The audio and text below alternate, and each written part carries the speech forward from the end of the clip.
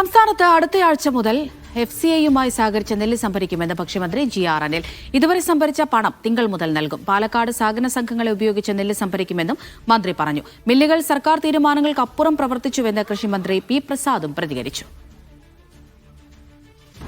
നമുക്ക് കൂടുതലായി വരുന്ന സംഭരണത്തിൻ്റെ പ്രവർത്തനങ്ങളിൽ അടുത്ത ആഴ്ച ചൊവ്വാഴ്ച മുതൽ FCIയുമായി സഹകരിച്ച് കർഷകൻ്റെ നെല്ലെടുക്കാനുള്ള നടപടികളുമായി മുന്നോട്ട് പോകാനാണ് തീരുമാനിച്ചിട്ടുള്ളത്. ഇന്ന് വരെ സംഭരിച്ചതിൻ്റെ പണം തിങ്കളാഴ്ച മുതൽ കൊടുത്തോളാം. അവിടെ മില്ലുകാർ കുറേയേറെ ആവശ്യകതയല്ല, കുറേയേറെ ആനുകൂല്യങ്ങൾ കൂടുതലായി കിട്ടണമെന്നുള്ള നിർദ്ദേശങ്ങൾ വെച്ചു.